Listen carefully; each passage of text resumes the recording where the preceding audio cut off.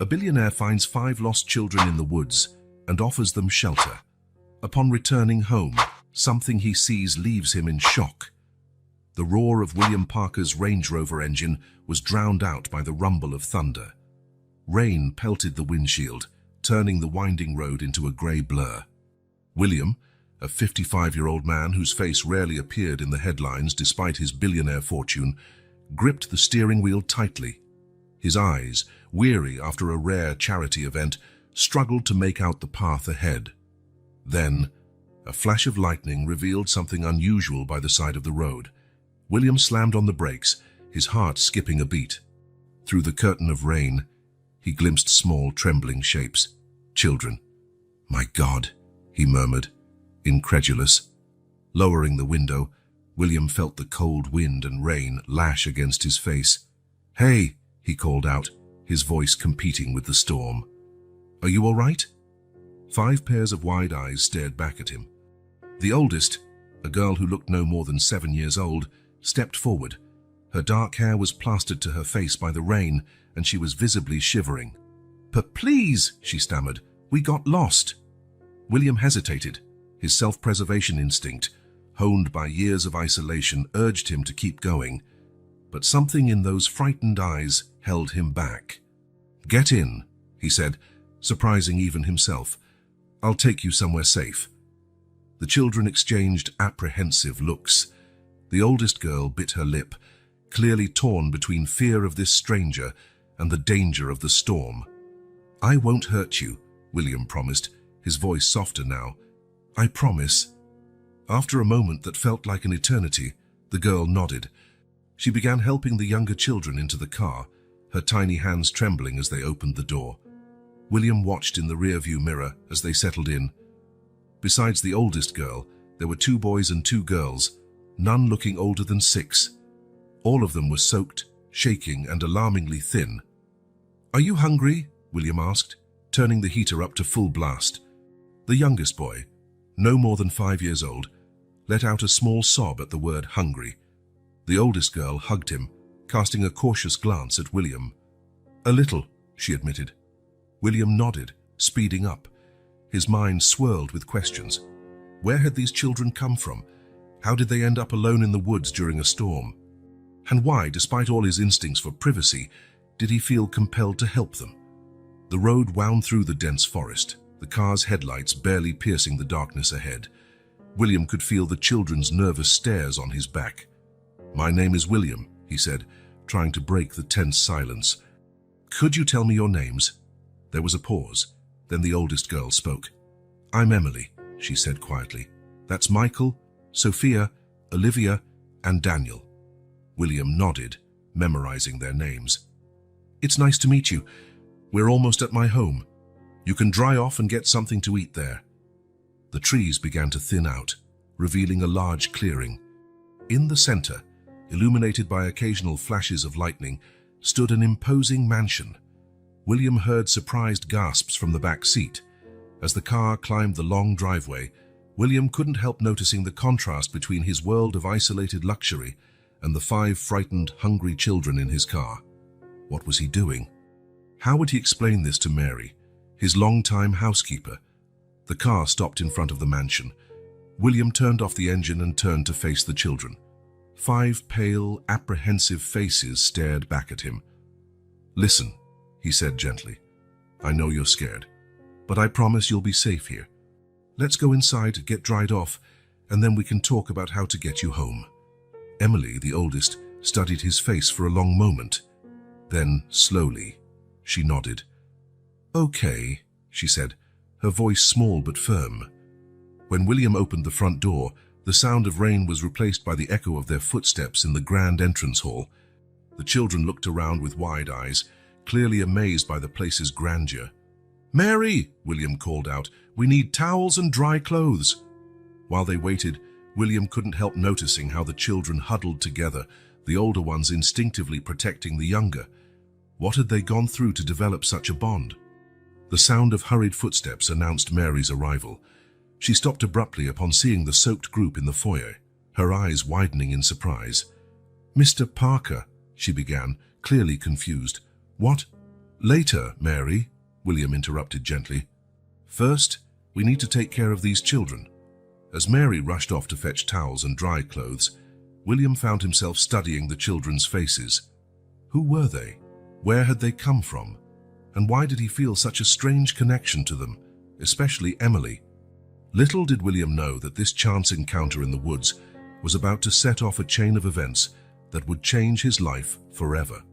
The answers to his questions were closer than he imagined, hidden in the depths of his own past and in the mystery surrounding these 5 lost children. The mansion's welcoming warmth contrasted sharply with the raging storm outside. William watched the children, now wrapped in soft towels, their eyes wandering curiously around the opulence of the great hall. Mary, efficient as always, had provided dry clothes and was guiding the younger children to get changed. Emily, the oldest of the group, stayed behind, her watchful eyes never leaving the younger ones. William couldn't help but notice the maturity in her gaze, a wisdom beyond her years that spoke of experiences no child should have. "Emily," William called softly, "you can get changed in that room over there. I'll be right here if you need anything." The girl nodded, hesitant. Just as she turned to follow the others, something caught William's eye, a metallic gleam, almost hidden by the soaked collar of her shirt. Time seemed to slow. William felt his heart skip a beat, then begin pounding violently. His vision narrowed, focusing only on that small object hanging around Emily's neck, a locket. Not just any locket, but one he would recognize anywhere.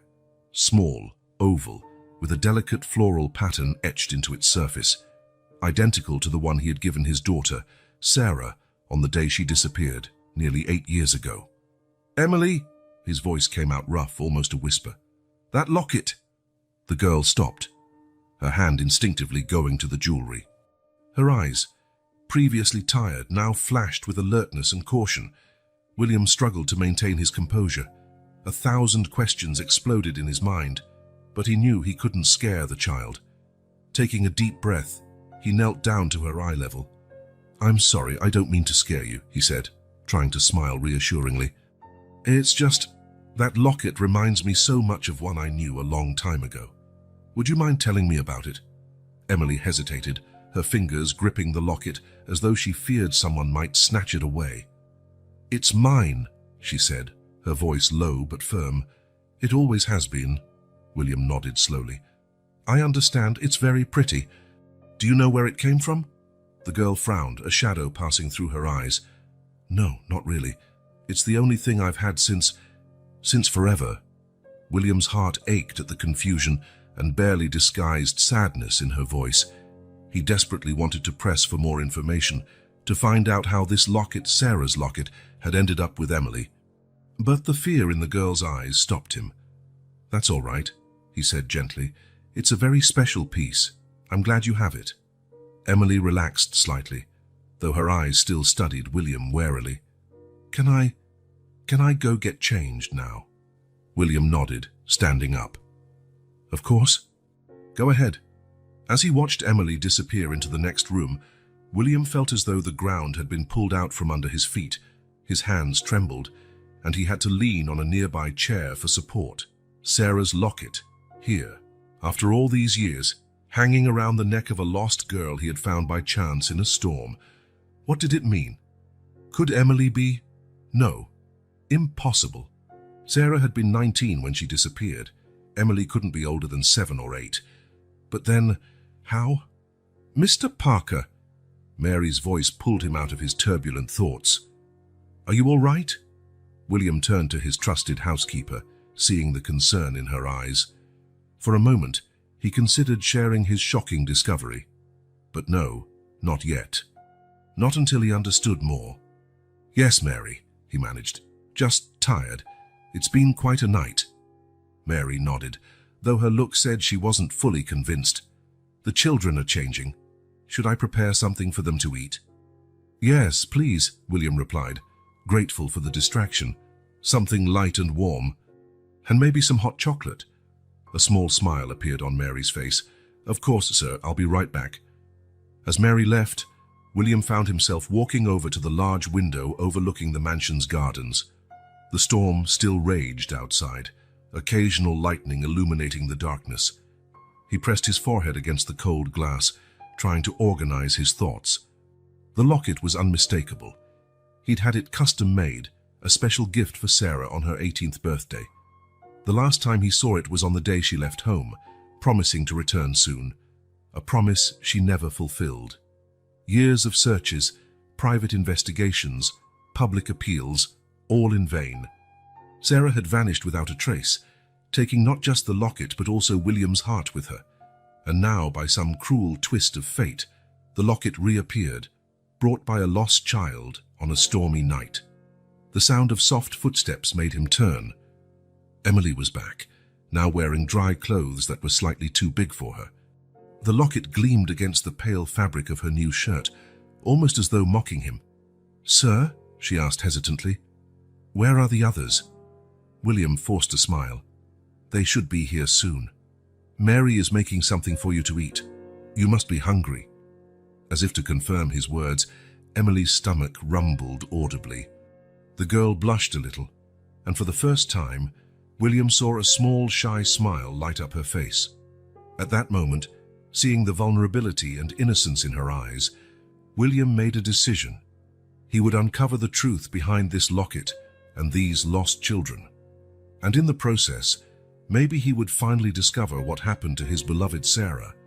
But for now, these children needed care, safety, a place to call home, at least temporarily. And William was determined to provide that for them. "Come on," he said gently, extending a hand toward Emily. "Let's go find the others and get something to eat. After that, we can talk more if you want."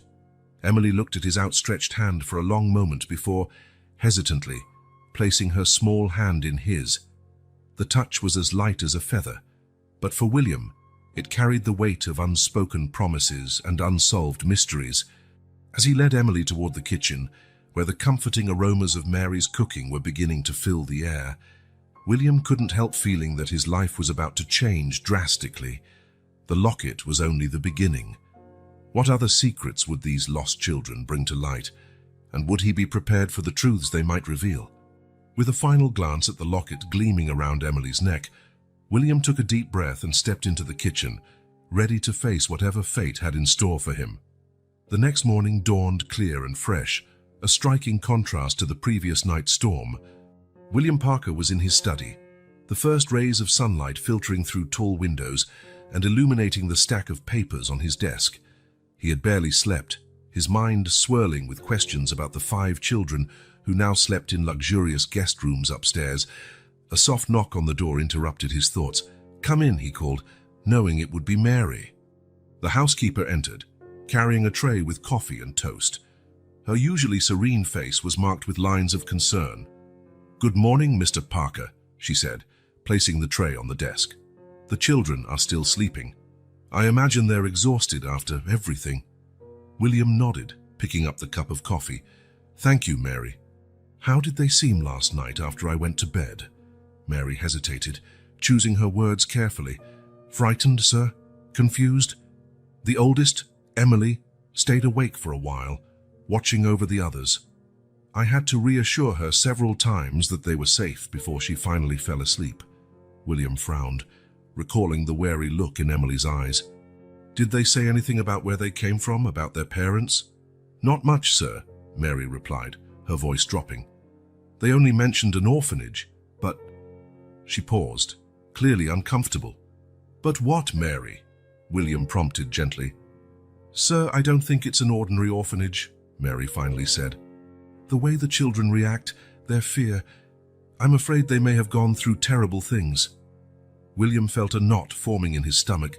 The idea of children suffering was unbearable, especially since Sarah's disappearance. "I see," he said slowly. "Mary, I need you to do something for me. Discreetly, of course." "Anything, sir." "Research orphanages in the area. Any that might have rumors, so to speak, stories of mistreatment, poor conditions, anything out of the ordinary." Mary nodded, understanding the seriousness of the request. "I'll start right away, sir. And what about the children? What should we do with them in the meantime?" William looked out the window, gazing at the well-tended gardens on his property. For now, let's let them rest, adjust. Perhaps we can show them what it's like to have a real home, even if it's temporary. Mary seemed to hesitate again. Mr. Parker, I know your heart is in the right place, but taking in unknown children, possibly runaways, this could bring trouble. William turned to face her, his eyes resolute. I understand your concern, Mary, but I can't just send them away. Not until we fully understand their situation, and especially not until I learn more about that locket. The mention of the locket made Mary straighten up. She knew how much that piece of jewelry meant to her employer, how deeply it was tied to the painful memory of Sarah. As you wish, sir. I'll do what I can to help. As the morning progressed, the sound of little footsteps and hushed voices began to echo through the corridors of the mansion. William, who had moved to the living room to work on some documents, looked up when he heard the children approaching. Emily was the first to appear in the doorway, her gaze scanning the room before letting the others enter. William couldn't help but notice how the locket glinted in the morning light. Good morning, he said, smiling gently. I hope you all slept well. The children murmured shy, good morning in response, their wide eyes still taking in the luxury around them. Mary prepared breakfast for you in the dining room, William continued. Why not have something to eat? Afterwards, if you'd like, I can show you the gardens. The youngest, Daniel, gave a small jump of excitement. Is there a garden with swings? William chuckled softly. Actually, there's an entire playground. But first, let's eat, all right?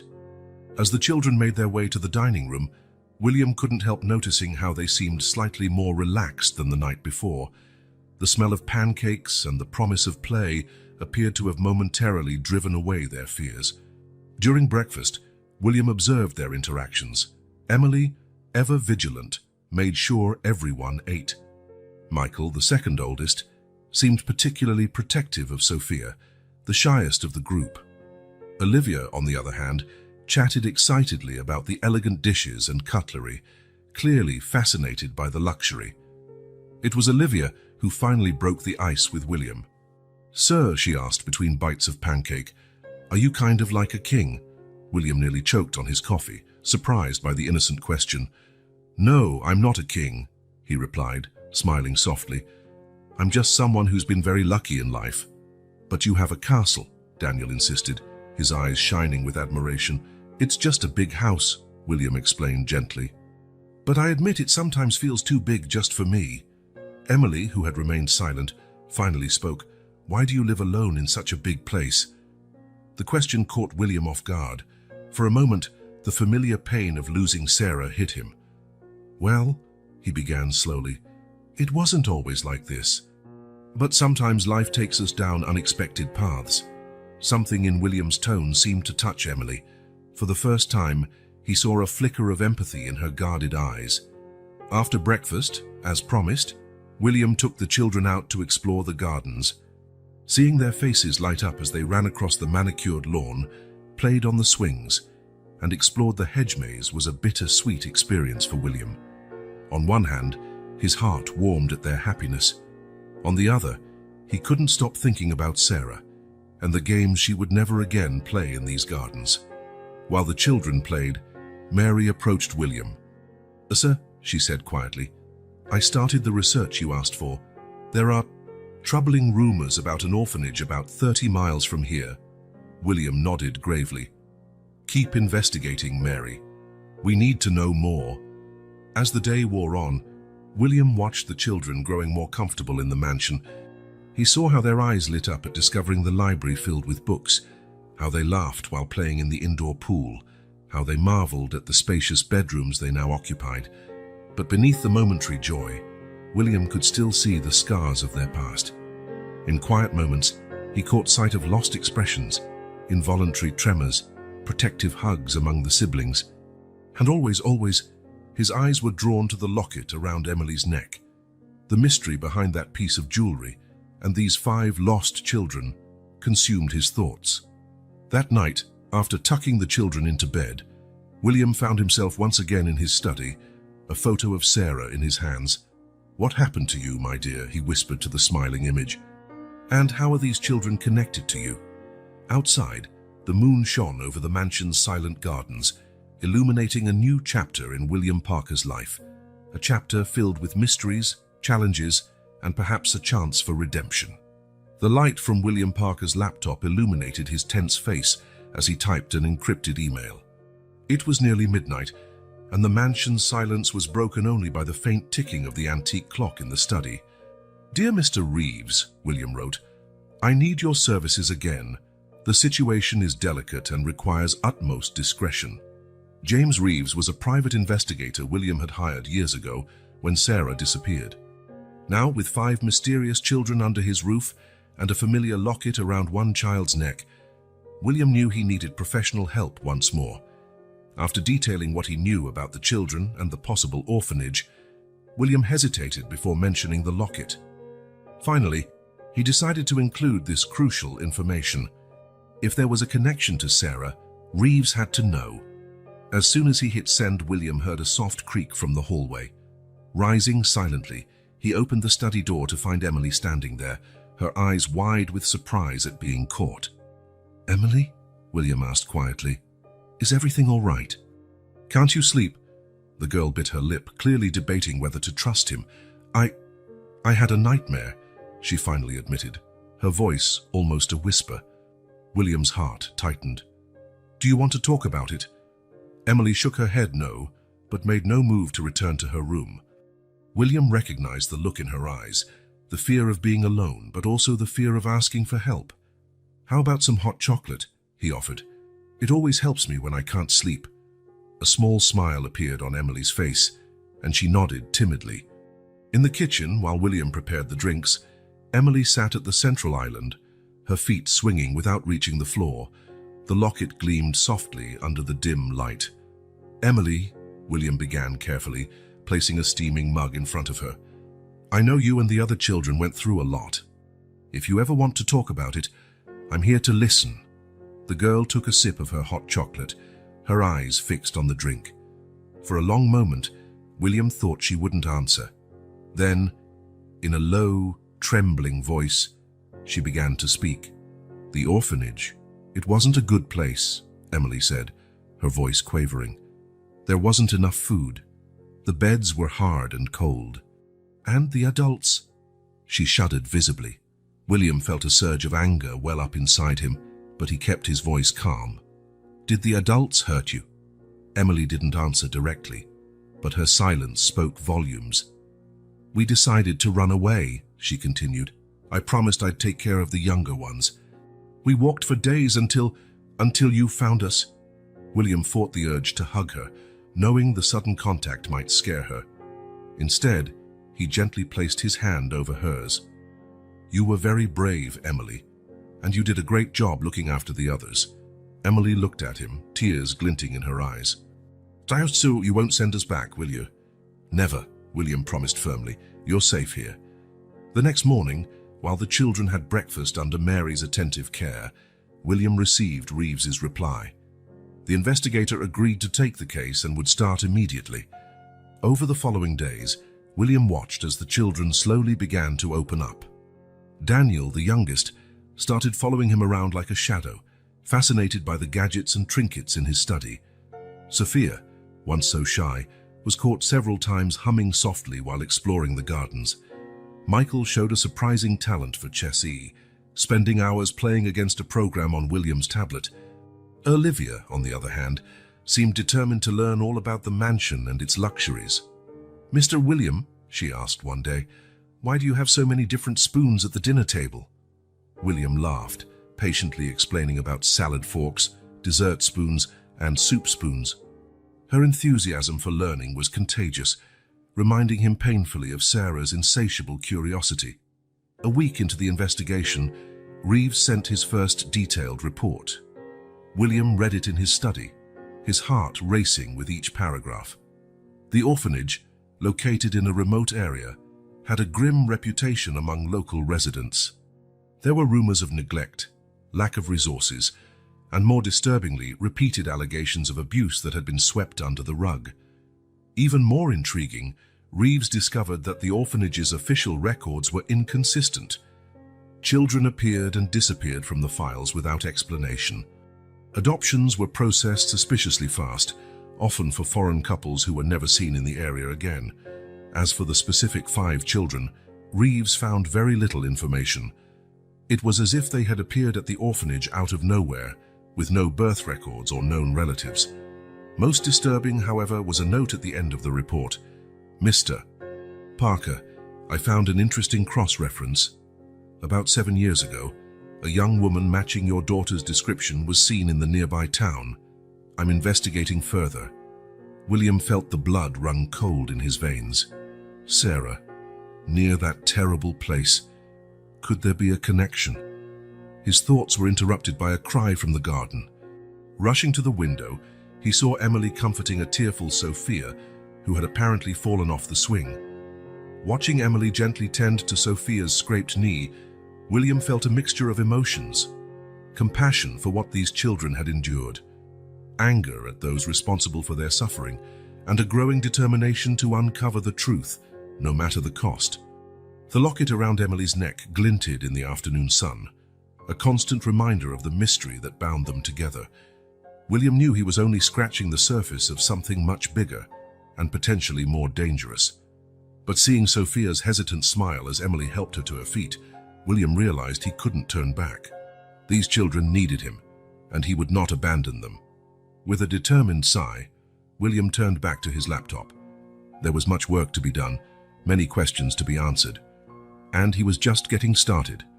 The late afternoon sun cast long shadows across William Parker's study when his phone vibrated with a message from Reeves. With his heart pounding, he opened the attached file, his eyes quickly scanning the lines of text. "Mr. Parker," began the message, "I've discovered something you need to see immediately. 7 years ago, a young woman matching Sarah's description was seen at a private clinic a few miles from the orphanage. The records indicate she was pregnant and in a high-risk situation." William felt the air leave his lungs. Sarah, pregnant. The timeline matched perfectly with her disappearance. But why would she have gone to a private clinic instead of seeking help at home? Before he could fully process this information, a soft knock on the door broke through his thoughts. It was Mary, her expression a mixture of worry and guilt. "Mr. Parker," she began hesitantly, "there's something I need to tell you, something I've kept to myself for a long time, and I'm afraid I can't keep it secret anymore." William gestured for her to sit, his mind still spinning with Reeves's revelations. "What is it, Mary?" The housekeeper wrung her hands in her lap, her eyes fixed on the floor. "It's about Sarah, sir, about the day she disappeared." William leaned forward, his entire attention on Mary. "Go on." "That morning, before Sarah left, I found her crying in the bathroom," Mary confessed. She had a positive pregnancy test in her hands." William's world seemed to tilt. "Why didn't you tell me this?" Mary wiped away a tear. "She begged me not to, sir. She said she needed time to think, to decide what to do. I should have insisted she talk to you, but—" "But what, Mary?" William pressed, his voice trembling. "She mentioned a man," Mary continued. "Someone she met on one of her volunteer trips. She said he wasn't a good person, that she was afraid of him. I should have realized something was wrong, should have stopped her from leaving that day." William stood abruptly, pacing over to the window. Outside, he could see Emily playing with the other children. The locket on her neck glittered in the setting sun.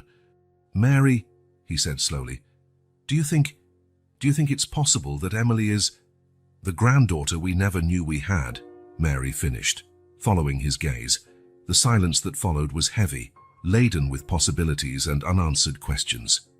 "The ages match," William murmured, more to himself than to Mary, "and the locket. But why would Sarah never come back? Why leave her own daughter in an orphanage?" Mary moved closer, placing a comforting hand on William's shoulder. "Maybe she had no choice, sir. If she really feared that man." William nodded slowly, the pieces of the puzzle starting to fit together in his mind. Sarah's sudden disappearance, the suspect orphanage, the children with no records, the locket. "We need to be sure," he finally said, his voice steady with renewed determination. "Reeves mentioned a private clinic. Maybe we can find more answers there." At that moment, a child's laughter rang out from the garden. William and Mary looked outside once more, seeing Emily pushing Daniel on the swing, a rare smile lighting up her face. "Look at her, Mary," William whispered. "She has Sarah's eyes, the same smile, and the same gentle heart," Mary added softly. "The way she cares for others, it's exactly how Sarah used to be." William felt a lump in his throat. The possibility that Emily might be his granddaughter, that he had a piece of Sarah back in his life, was both thrilling and terrifying. "What do we do now, sir?" Mary asked. William took a deep breath, straightening his shoulders. "We continue investigating, but more importantly, we keep protecting these children. If Emily really is my granddaughter, then the others are practically family as well." Mary nodded, a small smile on her lips. "They've already brought so much life back into this house, and haven't they?" William silently agreed. In the few days since the children's arrival, the once silent mansion had filled with laughter, quick footsteps, and the vibrant energy of youth. It was as if a piece of the past had returned, bringing with it a promise of the future. "Mary," William said finally, "we need to be careful. If my suspicions are correct, and if the man Sarah feared is still out there—" "I understand, sir," Mary replied gravely. "I'll double security. No one will enter or leave this property without our knowledge." William nodded, grateful for her competence and loyalty. "And for now, we say nothing to the children, especially Emily. Not until we're certain." As the sun dipped below the horizon, casting a golden glow over the garden, William watched Emily gather the other children to head inside. The locket around her neck flashed one last time before fading into the shadows. William Parker knew he stood on the brink of discoveries that could change everything. The past, so long buried, was resurfacing, bringing with it promises and dangers. But looking at the children who now called his home their refuge, he knew he would face any challenge to protect them. With one last look at the now empty garden, William turned back to his computer. There was work to be done, mysteries to unravel, and perhaps, just perhaps, a family to be reunited. The next morning began like any other at the Parker mansion. The aroma of coffee and freshly made toast filled the air, mingling with the sound of children's laughter coming from the dining room. William smiled to himself, straightening his tie as he descended the stairs. Over the past few weeks, he had grown used to, and even looked forward to, these moments of domestic normality. But the morning's tranquility was abruptly cut short by the shrill sound of the doorbell. William frowned, exchanging a worried glance with Mary, who had just emerged from the kitchen. "Are we expecting anyone?" he asked, knowing full well they weren't. Mary shook her head, her expression mirroring William's apprehension. "No, sir. Shall I answer?" "I will," William replied, his hand instinctively going to the pocket where he kept his phone, ready to call security if needed. Opening the door, William was met by a middle-aged woman with graying hair pulled into a tight bun and piercing eyes behind thin-framed glasses. Her attire, a sober grey suit, exuded an air of authority. "Mr. Parker," the woman inquired, her voice sharp as ice.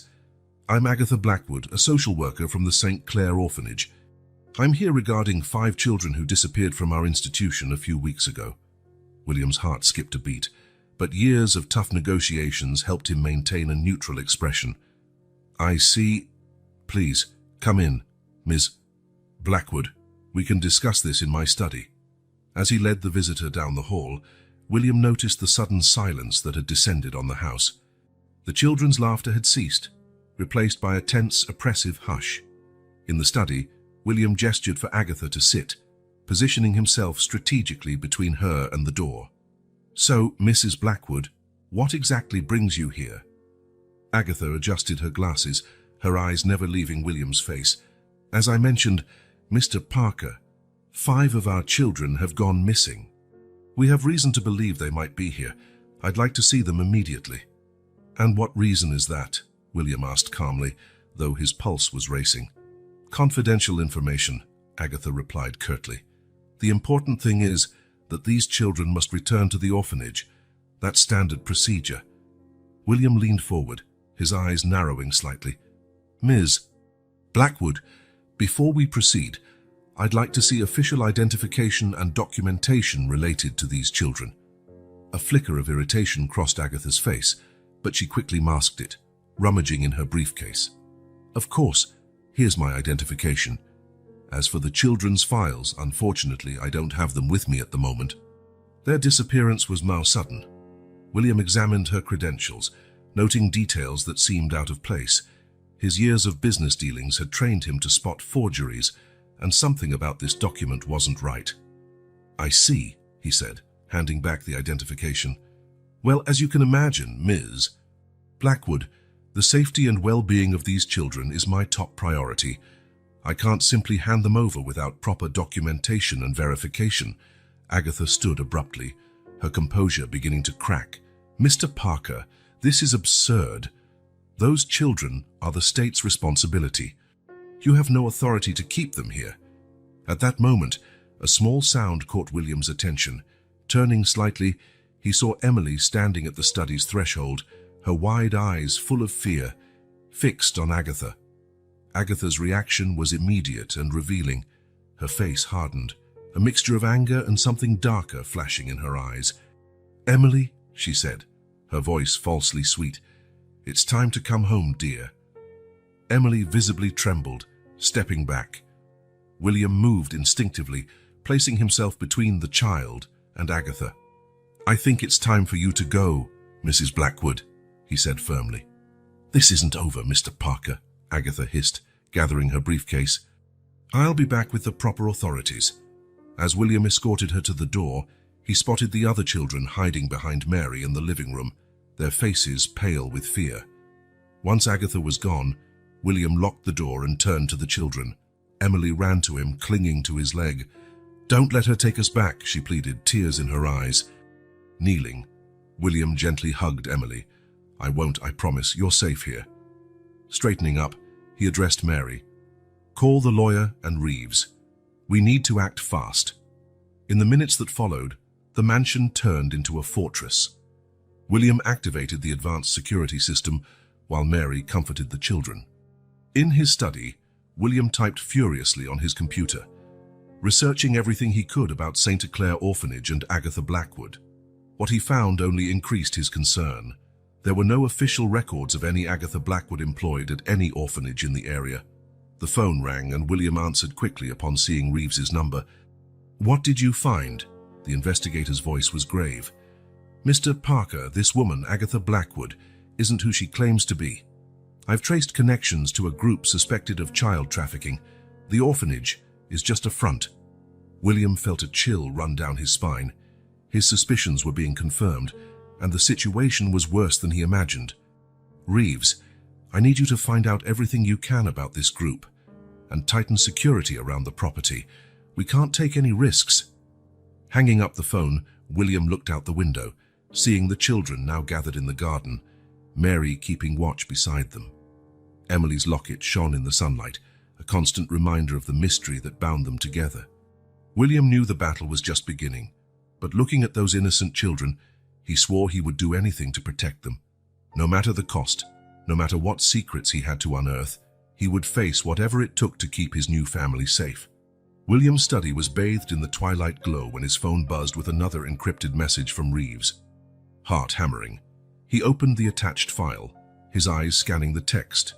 "Mr. Parker," the message began, "I've found concrete evidence that Sarah was in the town near the orphanage about 7 years ago. A small hotel's records show she stayed there for almost a month under an assumed name. More importantly, I got hold of a security photo." William opened the attached image with trembling hands. There she was, his Sarah, walking through the hotel's lobby. Her hair was shorter, her face thinner, but it was unmistakably her.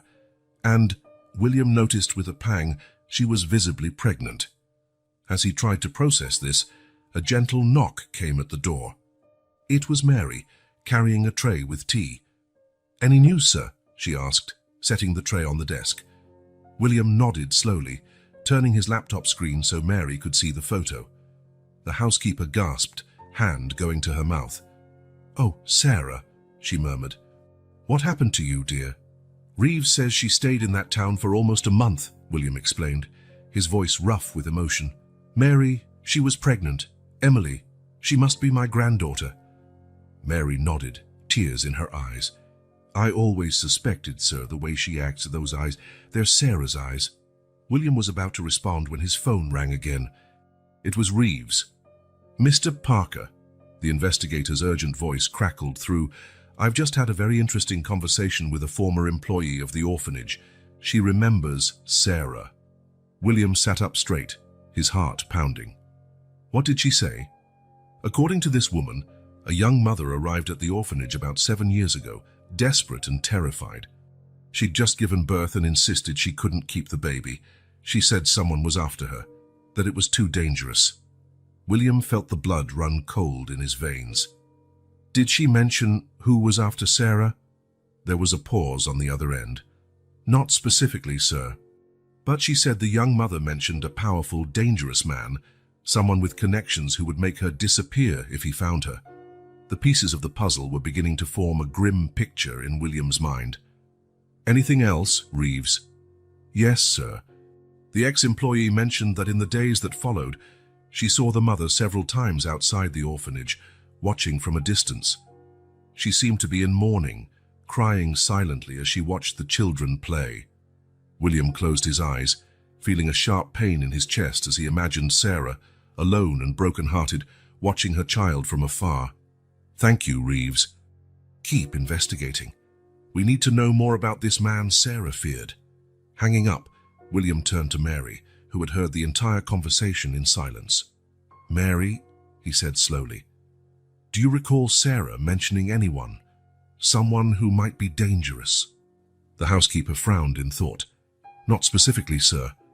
But in the months before she disappeared, Sarah was less different, more reserved, sometimes scared. There were a few strange phone calls too." "What kind of calls?" William prompted. "Well, sometimes the phone would ring late at night. When I answered, the person hung up immediately. Sarah would always get agitated after these calls." William nodded grimly. "It seems Sarah got involved with someone dangerous, someone so threatening she felt forced to abandon everything, even her own child."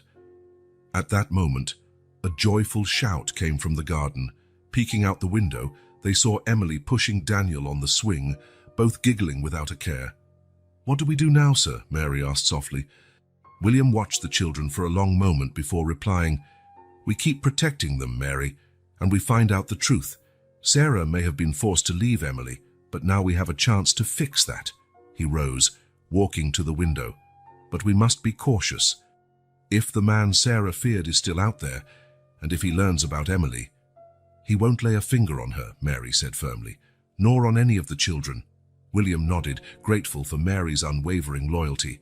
"We'll increase security, and perhaps we should consider a temporary move. Somewhere safer, away from here." While they discussed the next steps, William couldn't stop thinking about Sarah. Where was she now? Was she safe? And would they ever be a family again? Emily's laughter echoed once more through the garden, bringing a sad smile to William's face. His granddaughter was right there, so close, yet still unaware of her true origins. No matter what happened, William vowed to do everything in his power to keep Emily and the other children safe. And maybe, just maybe, this journey would lead him back to Sarah. With that hope in mind, William began planning his next move, determined to unearth the secrets of the past and protect his newly discovered family's future. The grandfather clock on the wall of William Parker's study showed nearly midnight when he finally made up his mind. After hours of sifting through the new information, he knew it was time to confront the past head-on. With a heavy sigh, he pressed the intercom button. "Mary, could you come to my study, please?" "I know it's late, but it's important." Minutes later, the housekeeper entered, her face lined with worry and fatigue. "Yes, Mr. Parker." William motioned for her to sit. The soft lamplight cast long shadows across the room, creating an almost confessional atmosphere. "Mary," he began, his voice calm but resolute, "we've worked together for over 3 decades. You saw Sarah grow up. You were here the day she disappeared." He paused, studying the housekeeper's face. "I need you to tell me everything you know about that day. Everything, without omissions." Mary visibly paled, her hands clenching in her lap. For a long moment, only the ticking of the clock broke the tense silence. "I see," she started, her voice trembling slightly. "I helped her, sir. I helped Sarah run away." Her words hit William like a punch to the gut. He leaned forward, his eyes locked on Mary. "Helped her? Why?" Mary swallowed hard, tears glistening in her eyes. She was so scared, Mr. Parker. I'd never seen her like that before. "She came to me in the early morning, begging for help. She said she had to leave, that it was too dangerous to stay." "Dangerous?" William echoed, his mind spinning. What could be so dangerous that she'd leave her own home, her family? "A man," Mary answered, her voice barely above a whisper. "Someone she met during one of her volunteer trips. At first, she spoke of him admiringly, said he was powerful, influential, making a difference in the world." William felt a knot tighten in his stomach. But something changed. Mary nodded sadly. Sarah grew anxious, always glancing over her shoulder. She'd get strange calls, sometimes in the middle of the night, and then... She paused, taking a deep breath. Then she found out she was pregnant. The revelation, though already suspected, hit William with full force. He stood abruptly, striding to the window. Outside, the full moon bathed the gardens in silvery light, creating a surreal scene. "Why didn't you tell me, Mary?" he asked, his voice laced with hurt and betrayal. "I could have helped, could have protected her." "She made me promise, sir," Mary replied, her voice trembling with emotion. "Said the less you knew, the safer you'd be. She wanted to protect you too." William turned around, facing Mary with a mix of disbelief and anger. "Protect me. I'm her father, Mary. It was my duty to protect her, not the other way around." "I know, sir," Mary said softly, tears now flowing freely down her face. "And I regret it every day that I didn't tell you. But at the time, Sarah was so certain it was the only way." William sat back down, feeling the weight of years of guilt and regret. "What else do you know, Mary?" "Where did she go?" Mary shook her head. She didn't say much, for safety, only that she was going far away to have the baby in peace. She mentioned a small town, a place where no one knew her. "And the baby's father," William pressed. "What do you know about him?" Mary hesitated. "Not much, sir. Sarah never mentioned his name. Only that he was dangerous, with powerful connections. She feared he might do something terrible if he found out about the baby." William felt a wave of anger surge through him. The idea of his daughter alone, frightened, pregnant, fleeing from a dangerous man, was almost too much to bear. "Mary," he said, his voice now firm with determination, "I need every detail you remember, any small clue that could help us find Sarah." For the next few minutes, Mary recounted everything she could recall, fragments of overheard conversations, details about the mysterious phone calls, even vague descriptions Sarah had given of the man. When she finished, William stood again, walking to the large map on the wall of his study. His eyes swept over the cities and states, his mind working furiously. "I'm going to intensify the search," he declared. "Double Reeves's resources, hire more investigators. I want a full sweep of that town near the orphanage, then a national search." Turning to Mary, his eyes shone with a mix of determination and renewed hope. "We'll find her, Mary. We'll bring Sarah home." The housekeeper nodded, a small smile of relief on her lips. "And what about the children, sir, Emily and the others?" "We'll move them temporarily," William answered. "I have an isolated property in the countryside. It'll be safer for them while we sort this out. And when we find Sarah..." His voice cracked momentarily. "When we find her, Emily will finally meet her mother." Mary rose, wiping her remaining tears away. "I'm sorry I didn't say anything before, Mr. Parker. I hope you can forgive me one day." William approached, placing a gentle hand on Mary's shoulder. "There's nothing to forgive, Mary. You did what you thought was best to protect Sarah. Now, let's work together to bring her back." As Mary left the study, William turned his attention back to the photo of Sarah on his desk. The radiant smile of his daughter now seemed laden with unspoken fears. "I'll find you, Sarah," he murmured, lightly touching the image. "No matter how long it takes, no matter what it costs, I'll bring you home." With a fresh determination burning in his chest, William picked up the phone. It was time to mobilize every resource, every influence he had. The search for Sarah was about to enter a new phase, more intense and far-reaching than ever before. And somewhere out there, perhaps his daughter would finally sense it was safe to come home. Dawn had barely broken when William Parker entered his study, a cup of strong coffee in one hand and a folder full of documents in the other. Sleepless nights and days of intense investigation had left visible marks on his face, but his eyes shone with unshakable resolve. Sitting at his desk, William opened the folder, spreading out photos, reports, and notes in front of him. At the center of it all were two images that stood out: a recent photo of Emily smiling in the mansion's garden, and an old photo of Sarah at the same age. The resemblance was undeniable. The same bright eyes, the same shy smile, even the way they tilted their heads slightly when they laughed. William felt his heart tighten. How had he not seen it before? A soft knock on the door interrupted his thoughts. It was Mary, carrying more coffee and some papers. "Good morning, Mr. Parker," she said, placing the tray on the table. "Mr. Reeves called. He says he has urgent news and will be here in an hour." William nodded, thanking her. While he waited, he continued studying the documents, his mind trying to connect the scattered pieces of information. Exactly an hour later, James Reeves walked into the study, his normally impassive face showing signs of agitation. "Mr. Parker," he began without preamble, "we found something in the orphanage files. Something you need to see."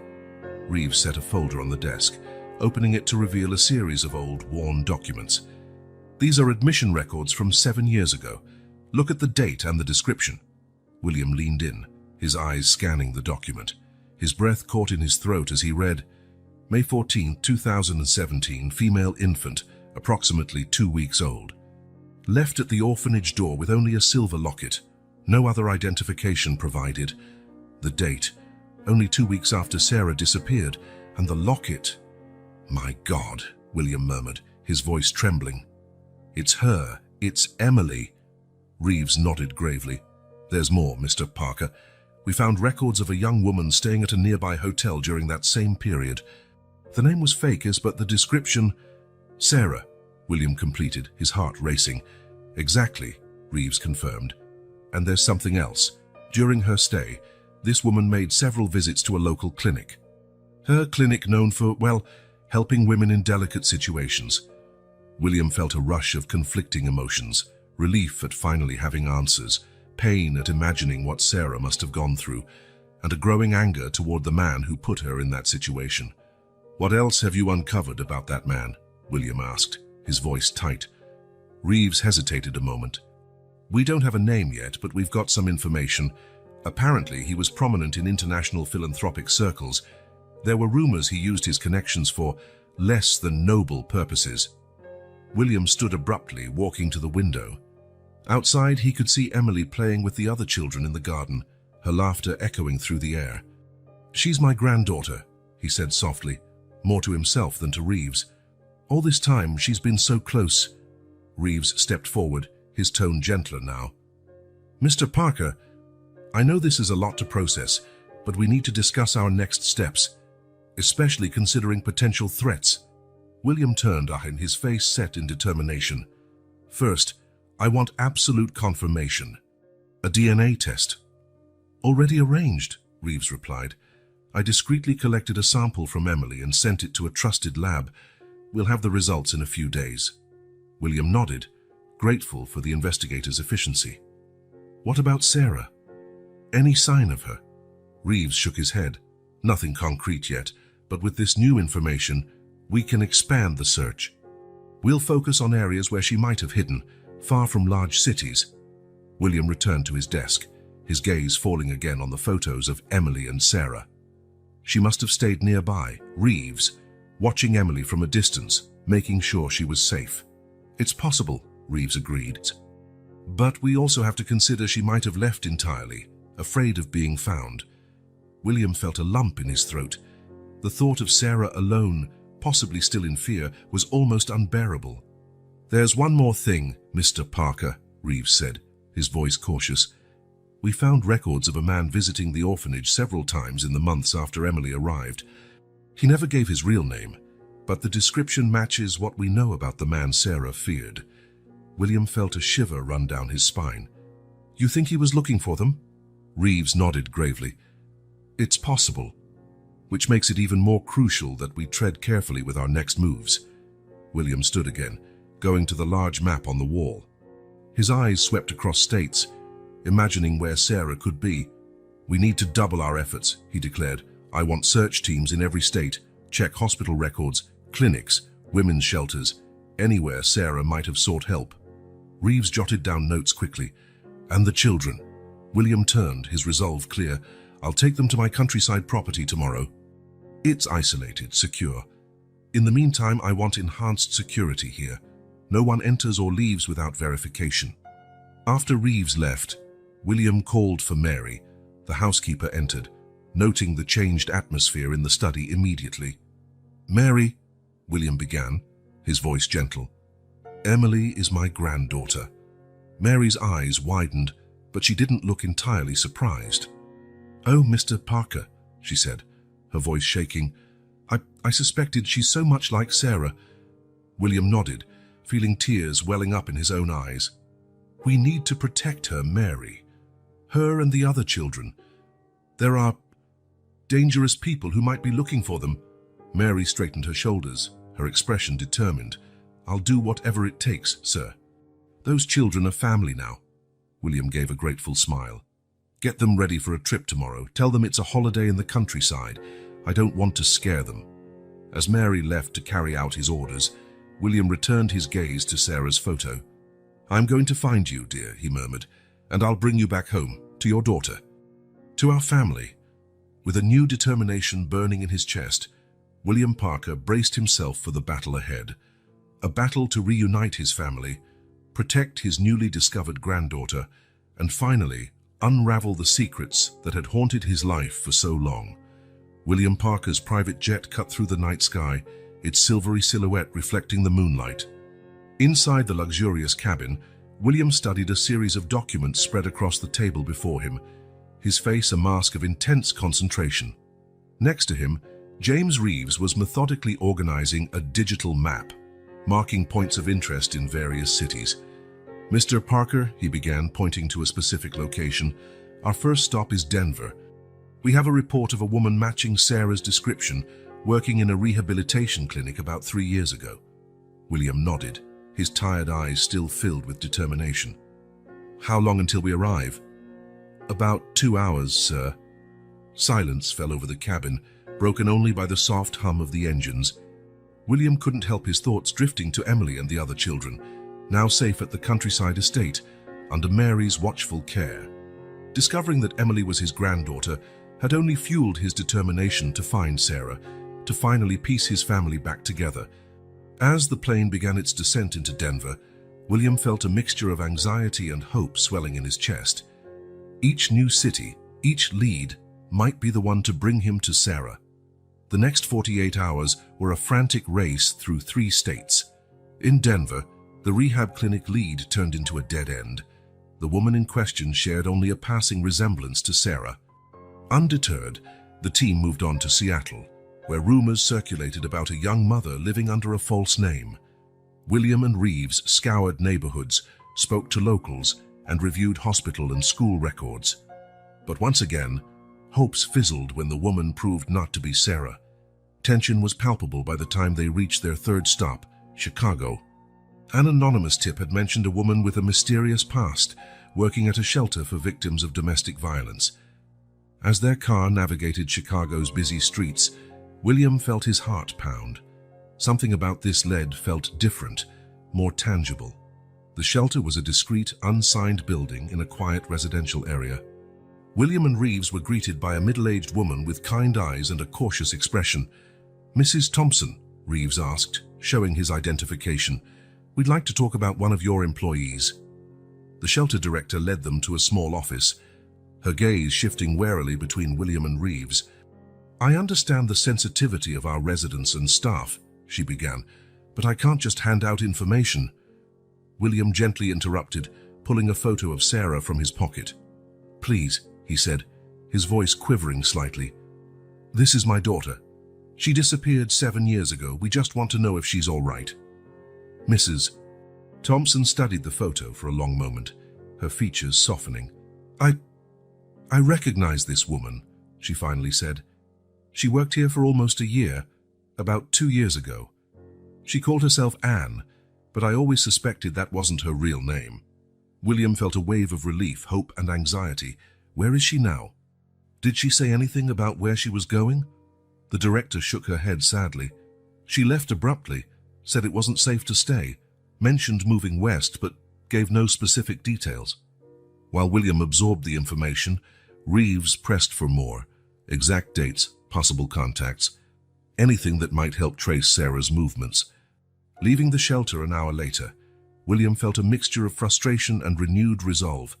"She was here, Reeves," he said, his voice thick with emotion. "So close, and still running, still afraid." Reeves nodded, already typing furiously on his tablet. "This gives us a new timeline to work with, Mr. Parker, and a general direction. I'll alert our teams to ramp up searches in the western states." Back on the jet, William stared out the window, watching Chicago's lights fade as they gained altitude. His mind filled with images of Sarah, not the carefree young woman who left home 7 years ago, but someone scared, constantly looking over her shoulder, unable to stay in one place.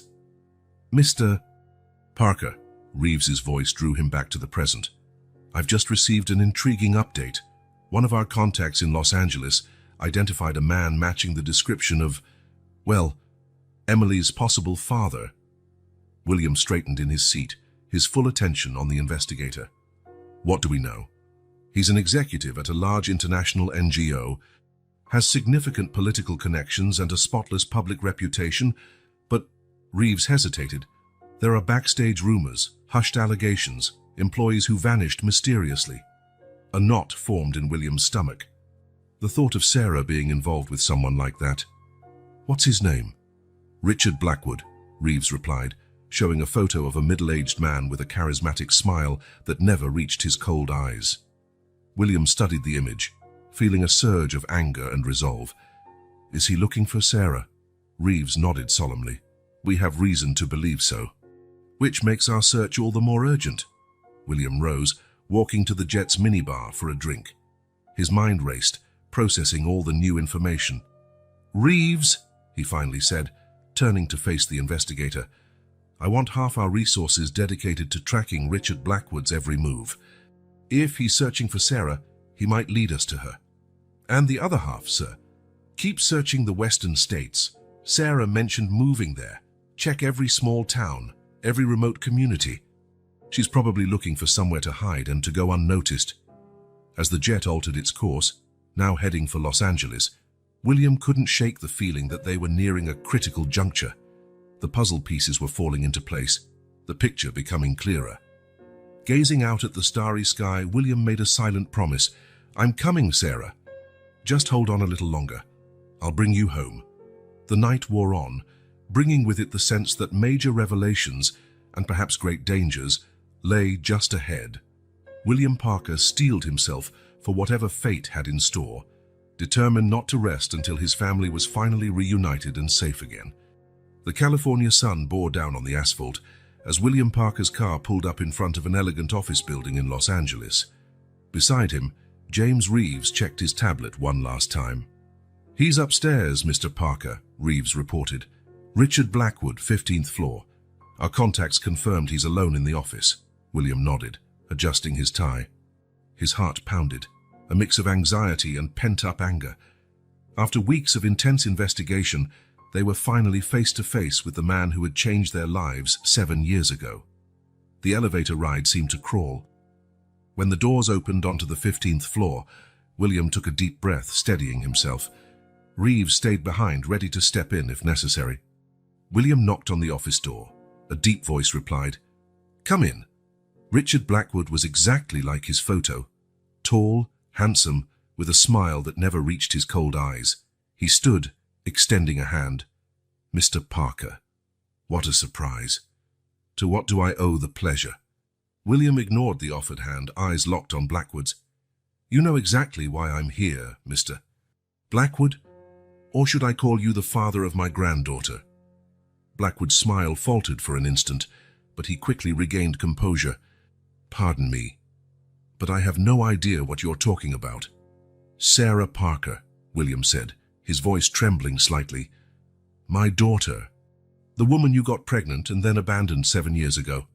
Blackwood sank into his chair slowly, his face a studied mask of calm. "Mr. Parker, I understand you're upset, but I assure you there's some misunderstanding here." William slammed his hands on the desk, leaning forward. "Enough lies. I know you met her during one of your charity trips. I know that when she got pregnant, you threatened her, and I know you were the one who took the baby to the orphanage."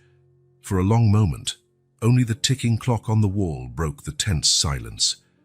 Then, slowly, Blackwood's facade began to crack. "How?" he started, but William cut him off. "We have proof, Blackwood. Witnesses at the orphanage, records of your visits. DNA." Blackwood slumped in his chair, running a hand over his face. When he looked at William again, defeat and calculation shone in his eyes. "What do you want, Parker?" he asked, his voice low. "The truth," William replied firmly. "All of it." Blackwood sighed heavily. "Yes, I met Sarah during a trip to Africa. She was different, passionate, idealistic. When we found out she was pregnant, I panicked. My reputation, my career, everything would be ruined." William felt his stomach churn with disgust, but he stayed silent, letting Blackwood continue. I convinced her it was best to keep it secret. Told her I'd take care of everything. When the baby was born, He paused, avoiding William's gaze. "I told Sarah the child didn't survive." William felt fury surge within him. "You lied to her, made my daughter believe her baby was dead." Blackwood nodded miserably. "I took the child to the orphanage, left the locket with her, some twisted attempt to ease my conscience, I suppose." "And Sarah?" William demanded, his voice shaking with emotion. "What happened to her?" "She was devastated," Blackwood admitted. "She wanted to go home, back to you, but I convinced her it was too dangerous, that if you found out I'd be arrested, that the scandal would destroy us all. So she ran, determined to protect everyone." William turned away from the desk, walking to the window. Outside, the city of Los Angeles stretched below, oblivious to the drama unfolding in that office. "Where is she now?" he asked, without turning. Blackwood hesitated. I'm not sure exactly. We lost contact years ago. Last I heard, she was somewhere in Oregon." William spun around suddenly. "Oregon?" At that moment, the office door opened and Reeves rushed in. "Mr. Parker, we have a location. Salem, Oregon. A woman matching Sarah's description was spotted working at a local bookstore." William's heart leapt. Finally, after 7 long years, they were so close. Turning back to Blackwood, William looked at him with a mixture of contempt and pity. "You'll pay for what you've done. Not just to Sarah and Emily, but to every other woman you might have harmed." As William and Reeves prepared to leave, Blackwood called out, "Parker, what happens now?" William paused at the door, glancing over his shoulder. "Now, I'm bringing my daughter home. And you'll face the consequences of your actions." The flight to Salem felt like the longest of William's life.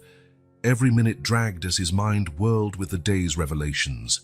Sarah believing her child was dead, Emily growing up without knowing her true origins, and now the chance to finally reunite his shattered family. When they finally reached the small bookstore in Salem, the sun was setting, casting a golden glow over the quiet streets. William felt his heart race as he spotted a familiar figure through the window, arranging books on a shelf. Sarah, his Sarah, older, thinner, with a lingering sadness in her eyes, but undeniably his daughter. With trembling hands, William pushed open the store's door, the soft chime overhead announcing his entrance. Sarah turned, a polite smile that quickly turned to shock. "Dad?" she whispered, books slipping from her hands. "Sarah," William replied, his voice thick with emotion. In a few steps, they met in the middle of the store, embracing tightly, tears flowing freely. How did you find me? Sarah asked through sobs. William cupped his daughter's face in his hands, looking into her eyes. Sarah, my dear, there's so much to tell you. But first, you need to know, Emily is alive. Sarah staggered back, confusion and disbelief on her face. What? No, that can't be. They told me. They lied, William said softly. Your daughter is alive. Sarah, she's at home, waiting to meet her mother. As the truth slowly sank in, William saw a spark of hope ignite in Sarah's eyes, a hope absent for 7 long years. Let's go home, he said gently, extending his hand. It's time to bring our family together. Sarah hesitated a moment, years of fear and guilt weighing her down. But then, with a sob of relief, she took her father's hand. Together, father and daughter left the bookstore, ready to begin the next chapter of their lives, a chapter of healing, reconciliation, and at last, a family reunited. William Parker's private jet soared through the night sky, bringing father and daughter home. Sarah sat silently, her eyes red and swollen from crying, while William held her hand firmly. The past few hours had been an emotional roller coaster for them both. What's she like?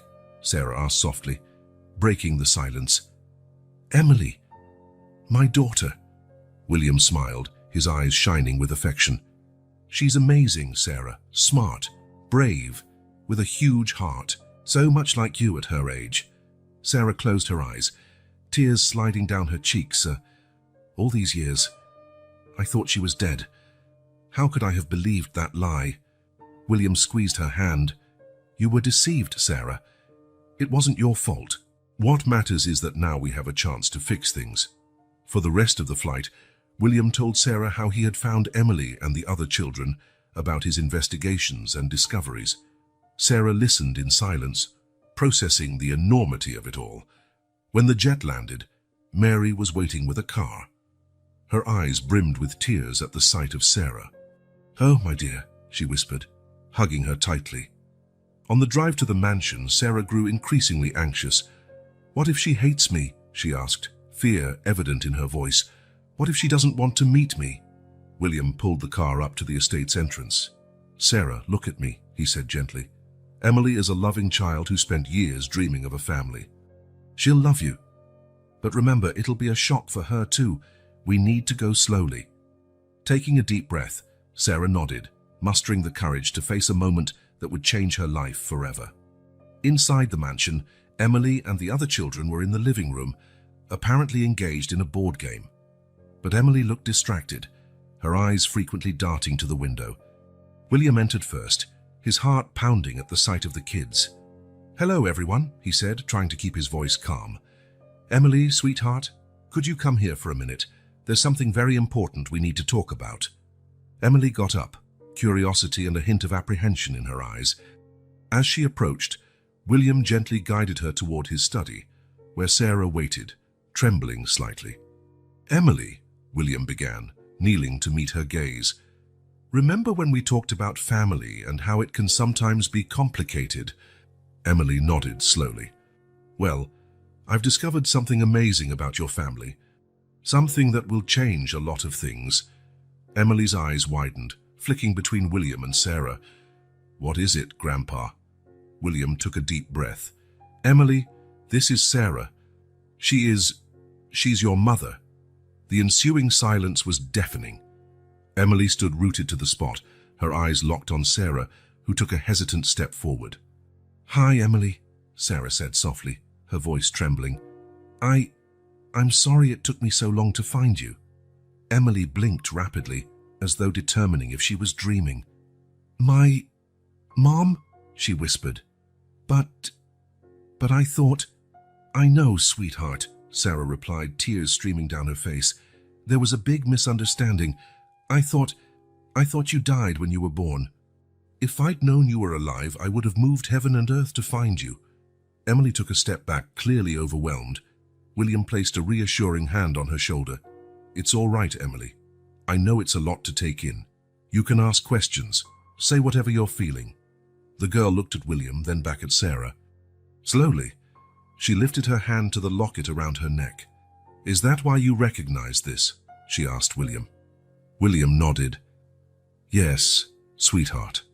I gave that locket to Sarah when she was young. She left it with you when you were taken to the orphanage." Emily frowned, trying to piece the puzzle together. "But why did you leave me there?" Sarah sobbed, dropping to her knees. "Oh, Emily, I never wanted to leave you. I was deceived by a very bad person. He told me you had died, and I believed him. It was the worst mistake of my life." Hesitant, Emily stepped forward. "So, you do love me?" "More than anything in the world," Sarah answered without hesitation. "From the moment I knew I was pregnant, you were the most precious thing to me. Every day without you was torture." Emily looked to William, who nodded encouragingly. Then, to everyone's surprise, she took off the locket and offered it to Sarah. "I think this belongs to you," Emily said softly. Sarah took the locket, her hands shaking. "Oh, sweetheart," she whispered, "this was always meant for you, a symbol of my love for you." Carefully, Sarah placed the locket back around Emily's neck. "It belongs to you, my love, a reminder that no matter what happens, you are always loved." At that moment, something seemed to break in Emily. With a sob, she threw herself into Sarah's arms. Mother and daughter clung to each other, years of pain and longing dissolving in that moment of connection. William watched the scene, tears wetting his own face. Mary appeared silently by his side, handing him a handkerchief and smiling through her own tears. After several minutes, Emily pulled back slightly, looking into Sarah's eyes. "Will you stay now?" she asked, a hint of fear in her voice. Sarah nodded emphatically. "Yes, my love. I'm never leaving you again. I promise." William cleared his throat softly. "Actually," he said, "I have a suggestion. How about we all, you, Emily, me, and the other children, move to the countryside house for a while? It's a quiet place for us to reconnect and start this new phase of our lives." Emily looked from Sarah to William, a small smile forming on her lips. "Like a real family." "Exactly like a real family," William confirmed. At that moment, the other children, curious about the commotion, appeared at the study door. William beckoned them in gently. "Kids," he said, "come meet Sarah, Emily's mother." One by one, Michael, Sophia, Olivia, and Daniel approached shyly. Sarah greeted them with a warm smile, thanking them for taking care of Emily. "You're all very special," Sarah said, looking at each of them. "Thank you for being the family Emily needed when I couldn't be here." The rest of the day was filled with conversations, laughter, and a few more tears. Sarah listened to stories about the children's adventures in the mansion, while Emily eagerly absorbed every word about her mother's life. As night fell, William watched Sarah and Emily curled up on the sofa, looking through a photo album. The bond between them, dormant for so long, seemed to bloom more each passing moment. Mary approached William, offering him a cup of tea. "It's incredible, isn't it?" she said softly. "How love can overcome even the most painful separations." William nodded, feeling a deep sense of gratitude. "There's still a lot to sort out, Mary, but for the first time in years, I feel we're on the right track." Later, when the children were finally in bed, William found Sarah on the veranda, gazing at the stars. "How are you feeling?" he asked gently. Sarah turned, a tired yet happy smile on her face, overwhelmed, grateful, scared, happy, all at once. William embraced her. "It'll take time, dear, but we're all here for you and Emily. We'll face this together, as a family." Sarah nodded, resting in her father's embrace. "Thank you, Dad, for never giving up, for bringing my daughter, our family, back to me." Under the starlit sky, father and daughter stood there, William finally feeling a peace he hadn't experienced in years. The road ahead would be challenging, with many wounds still to heal and adjustments to be made. But that night, in the Parker mansion, love and hope had triumphed over years of pain and separation. The family, long fragmented, was finally together, and together they would face whatever the future held, stronger and more united than ever. Morning sunlight filtered through the curtains of the Parkers' countryside house, illuminating a scene that, Weeks before it would have seemed impossible. In the spacious kitchen, William watched with a smile as Sarah prepared pancakes, assisted by an eager Emily. The other children, Michael, Sophia, Olivia, and Daniel, were busy setting the table, their laughter filling the air. 3 weeks had passed since the emotional reunion between mother and daughter. Moving to the countryside had provided the perfect environment for everyone to begin adjusting to the new family dynamics. "Grandpa," Daniel called, tugging on William's sleeve, "can you help me reach the glasses?" William grinned, lifting the boy so he could grab the glasses from the high shelf. "Here you go, champ." Sarah turned, smiling as she spotted them. Her eyes met William's, gratitude and love evident in her gaze. The last few weeks hadn't been easy. There were tense moments, tears, and difficult conversations. But with each passing day, the bonds among them all grew stronger. After breakfast, William gathered everyone in the living room. "Kids," he began, his voice gentle yet serious, "there's something important I want to discuss with you." The children settled in, their curious eyes fixed on him. "As you know, Emily discovered that Sarah is her mother," William continued, "and that made me think a lot about family and all of your futures." He paused, observing their expressions. Michael, the oldest after Emily, looked tense as though expecting bad news. "I want all of you to know that, to me, you're already part of this family," William said firmly, "and I'd like to make it official, if you want, of course." There was a moment of confused silence before Sophia, the youngest, asked, "What does that mean, Grandpa?" William smiled gently. "It means that if you agree, I would like to legally adopt each of you. You would all become part of the Parker family." The reaction was immediate and overwhelming. Daniel and Olivia squealed with joy, throwing themselves into William's arms. Sophia began crying quietly, her face glowing with happiness. Michael, usually the most reserved, stood still, tears in his eyes. "So you really want to adopt us?" he asked, his voice quivering slightly. William approached him, placing his hands on the boy's shoulders. "More than anything, Michael, you're already my grandchildren at heart. Now I want you to be legally recognized as well." Michael finally let the tears fall, hugging William tightly. "Thank you," he whispered. "Thank you for giving us a family." Sarah, who had been watching with Emily by her side, joined in, hugging the children. "Welcome officially to the family, my loves," she said, her voice thick with emotion. That afternoon, while the children played in the garden, William found himself in his makeshift office, buried in paperwork. The adoption process would be complex, but he was determined to finalize it as quickly as possible.